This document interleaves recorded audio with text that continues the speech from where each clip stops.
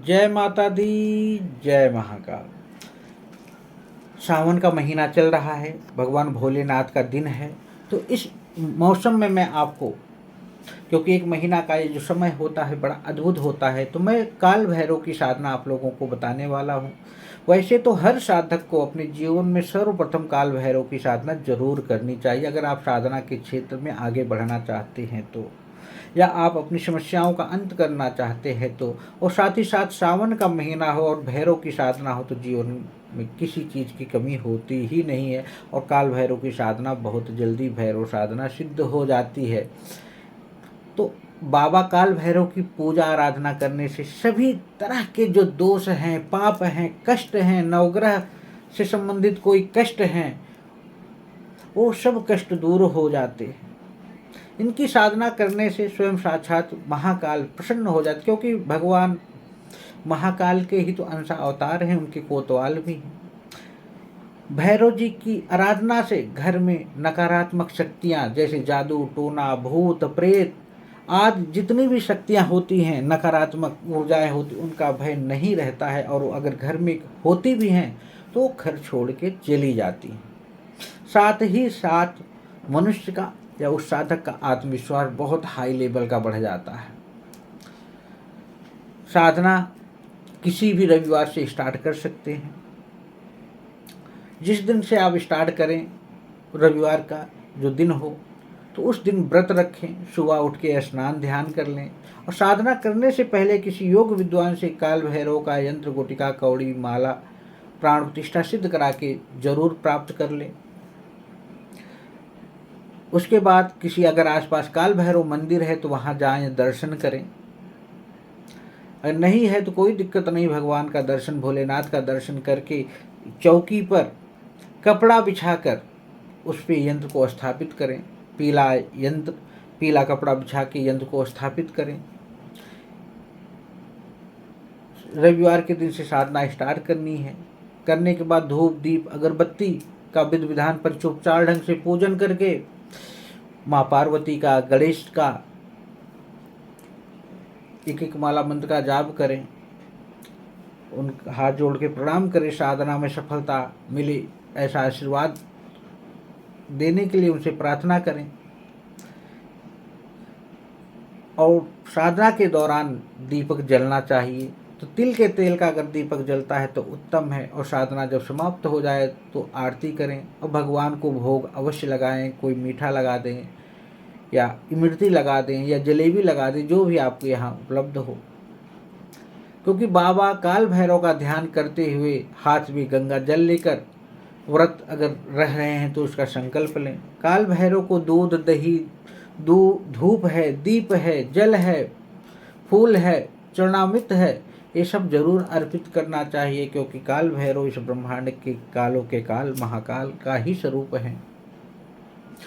पूजा में उड़द की दाल अर्पित करें, सरसों के तेल का दीपक जलाएं या तिल के तेल का दीपक जलाएं, मैंने बता ही दिया है। साधना काल में भगवान शिव के जो रुद्र रूप हैं उसी के ही स्वरूप हैं। भैरव का अर्थ ही होता है भय को हरने वाला। भय को हराकर जगत की रक्षा करने वाला ही भैरव है, इसलिए इनको भैरव कहा, काल भैरव कहा गया है। इनकी साधना से समस्त प्रकार के भय से मुक्त मिल जाती है, इसलिए ये भैरव हैं। भैरव भगवान की कृपा बहुत जल्दी साधक को प्राप्त हो जाती है, इसलिए इनकी साधना करना सरल और सुगम भी होता है। भैरव जी को गेंदे की माला, फूल जो होता है गेंदे का, उसकी अर्पित करें। 5 गुलाब उनके यंत्र के पास रखें। सरसों या तिल के तेल का दीपक जलावें, मोगरा का धूप जलावें, तो साधना में सफलता के चांस और बढ़ जाते हैं। मस्तिष्क पर लाल कुमकुम की बिंदी लगाएं, पीला चंदन लगाएं या लाल चंदन लगाएं, कोई दिक्कत नहीं है। साधना में सफलता के चांस बढ़ने लगते हैं। उसके बाद ओम वामदेवाय नमः, ओम महादेवाय नमः, ओम महाकालाय नमः मंत्र का जाप करते हुए दूध कुल्हड़ में रखकर पंचमेवा का भोग साथ में दें, या बेसन का लड्डू हो या बर्फी हो, उसका भोग लगाने से, इस मंत्र को पढ़ने से, या शुद्ध जल का लोटा भी साथ में रख सकते हैं, तो साधना में सफलता के चांस बढ़ जाते हैं। साधना किसी भी, मैंने कहा, रविवार या शनिवार से स्टार्ट कर सकते हैं या अष्टमी से कर सकते हैं। तो साधना के समय शुद्धता की और सुगंध चारों तरफ फैला हो, इस पे ध्यान दो। अगर आप चढ़ा सकते हो तो दारू भी कुल्हड़ में या मिट्टी के बर्तन में चढ़ा सकते हो आप। मंत्र भी इनका छोटा है।